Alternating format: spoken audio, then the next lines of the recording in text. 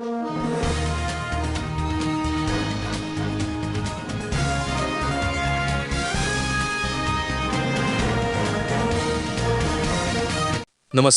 आपण पाहत आहात आयुर्विन टाइम्स. सांगली जिल्हा परिषद सत्तेसाठी राजकीय हालचालींना वेग आला आहे. कोणत्याही पक्षाला स्पष्ट बहुमत न मिळाल्याने सत्तेचे समीकरण अधिकच गुंतागुंतीचे झाले आहे. मात्र महाविकास आघाडीने भाजपला सत्तेपासून दूर ठेवण्याचा निर्धार केल्याची चर्चा राजकीय वर्तुळात सुरू आहे. सांगली जिल्हा परिषदेला ग्रामीण भागाचा विकास करणारे मिनी मंत्रालय असेही संबोधले जाते. यंदाच्या निवडणुकीत कोणत्याच पक्षाला स्पष्ट बहुमत मिळाले नाही, त्यामुळे जिल्हा परिषदेत सत्तेचे त्रांगडे निर्माण झाले आहे. सध्याच्या आकडेवारीनुसार राष्ट्रवादी शरदचंद्र पवार पक्ष 18 सदस्य, भाजप 16 सदस्य, काँग्रेस 11 सदस्य, शिवसेना शिंदे गट 7 सदस्य, राष्ट्रवादी अजितदादा पवार गट 6 सदस्य, शिवसेना ठाकरे गट 1 सदस्य, जनसुराज्य 1 सदस्य, रयत क्रांती 1 सदस्य. या पार्श्वभूमीवर जिल्हा परिषद अध्यक्षपदाची निवड 18 मार्च रोजी होणार आहे. मिळालेल्या माहितीनुसार महाविकास आघाडीचा फॉर्म्युला जवळजवळ निश्चित झाला आहे.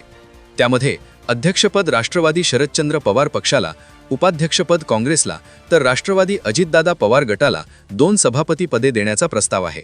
याशिवाय आमदार रोहित पाटील यांच्या गटाला 1 सभापती पद देण्याची चर्चा आहे. अध्यक्षपदासाठी स्नेहल मोरे, संध्या पाटील आणि संगीता पाटील यांची नावे चर्चेत आहेत. उपाध्यक्षपदासाठी काँग्रेसकडून ऋषिकेश लाड यांचे नाव आघाडीवर असल्याची माहिती आहे. सभापती पदासाठी अमित पाटील, दादासाहेब कोळेकर तसेच राष्ट्रवादी अजितदादा पवार गटाकडून सावित्री तम्माणगौडा, रवी पाटील आणि स्नेहल मोरे यांची नावे चर्चेत आहेत. भाजपला सत्तेपासून दूर ठेवण्यासाठी जिल्ह्यातील अनेक नेते सक्रिय झाले आहेत. त्यामध्ये जयंत पाटील, डॉक्टर विश्वजित कदम, विशाल पाटील, अजितराव घोरपडे, शिवाजीराव नाईक, विलासराव जगताप, संजय काका पाटील आणि राजेंद्रांना देशमुख या नेत्यांचा समावेश आहे. दरम्यान मिरज पंचायत समिती सभापती आणि उपसभापती निवडीत भाजपला धक्का बसल्यानंतर माजी मंत्री अजितराव घोरपडे यांनी प्रतिक्रिया देताना म्हटले होते, ये तो झाकी है, अभी झेडपी बाकी है. आता 18 मार्च रोजी होणाऱ्या अध्यक्ष निवडीकडे संपूर्ण जिल्ह्याचे लक्ष लागले आहे. सांगली जिल्हा परिषदेत अखेर कोणाची सत्ता येणार हे लवकरच स्पष्ट होणार आहे. अशाच राजकीय आणि स्थानिक बातम्यांसाठी आयुर्विन टाइम्स चॅनलला लाईक, शेअर आणि सबस्क्राईब करा.